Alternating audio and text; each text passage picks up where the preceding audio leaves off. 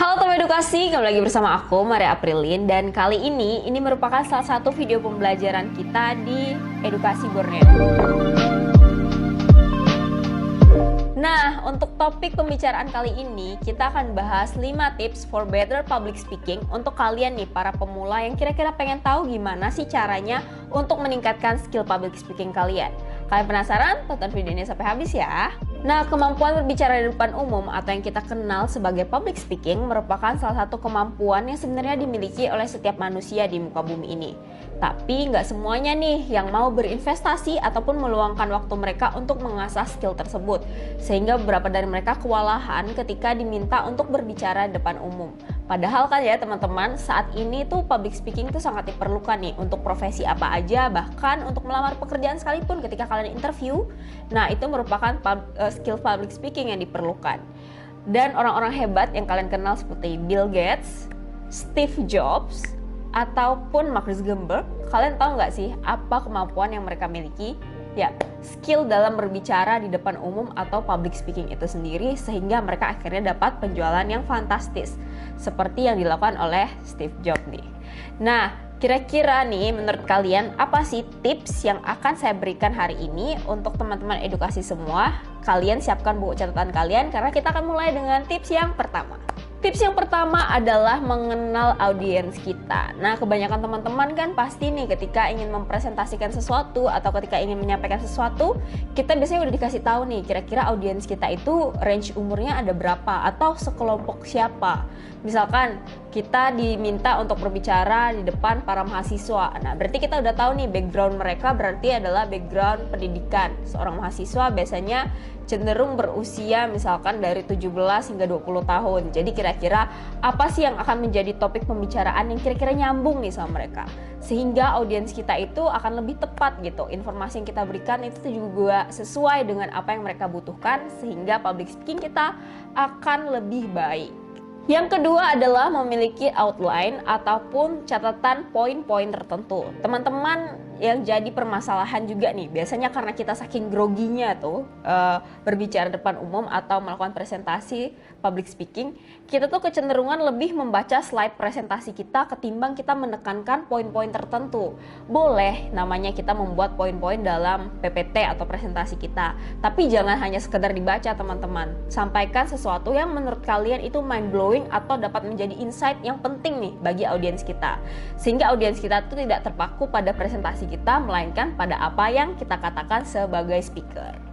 Ketiga adalah menyajikan cerita dari presentasi yang kalian lakukan. Nah, mungkin ini agak menarik ya teman-teman. Jadi kita bikin storytelling gitu dari presentasi kita itu sendiri. Kenapa hal tersebut penting? Karena memang audiens atau orang lain itu cenderung lebih mendengarkan ketika mereka relate nih. Istilah zaman sekarang ya, relate atau sesuai dengan kehidupan mereka. Jadi kalian boleh tuh tambahkan cerita kalian, kenapa sih kalian ambil topik ini? Apa sih kecemasan kalian? Apa yang kalian rasakan? Dan bagaimana kalian mengajak audiens kalian untuk melakukan hal yang sama sehingga mereka tuh nanti bisa relate dan juga mereka bisa membayangkan gitu. Oh, ternyata ini dapatnya tuh dari kisah hidup yang seperti ini, atau ini tuh ceritanya bisa kayak gini sehingga dapat ide ini gitu. Jadinya audiens kalian lebih mau atau lebih tertarik atau lebih suka dengan apa yang kalian sampaikan.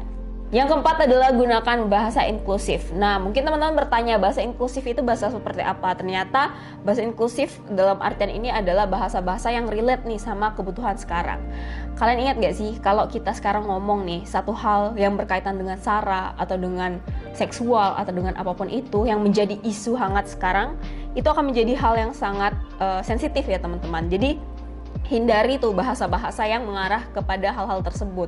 Nah, itu kan beda tuh sama beberapa tahun yang lalu kan, kayak 15 atau 10 tahun dimana misalkan feminisme ataupun hal-hal tentang kekerasan atau dan sebagainya tuh belum banyak yang menyuarakan. Nah, saat ini tuh kita akan lebih berhati-hati karena akan lebih banyak mata yang akan mengawasi kita, sehingga kata-kata kita itu harus bisa dipertanggungjawabkan. Oleh karena itu, pilihlah bahasa yang inklusif dan sesuai sehingga dapat diterima di masyarakat kita. Yang kelima adalah bersiaplah untuk pertanyaan. Nah teman-teman, mungkin ini tergantung ya sama public speaking itu, termasuk misalkan kita presentasi nih, presentasi either itu di depan kelas atau kita diminta untuk presentasi di kelompok-kelompok tertentu untuk memberikan ilmu kita atau insight kita mengenai sesuatu. Nah, yang menjadi permasalahan terakhir adalah kita harus mempersiapkan diri kita untuk bisa menjawab pertanyaan dari audiens kita. Kira-kira apa sih yang akan menjadi pertanyaan audiens, itu kita harus persiapkan nih teman-teman. Kenapa? Karena sebenarnya menurut ahli itu mengatakan bahwa kita menguasai materi itu hanya setengah nih. Jadi yang setengahnya lagi itu dinilai dari gimana cara kita untuk menjawab pertanyaan. Jadi itu sangat penting ya teman-teman. Pastikan kita udah mencatat atau mengkelompokkan hal-hal yang penting yang nantinya akan menjadi pertanyaan oleh audiens.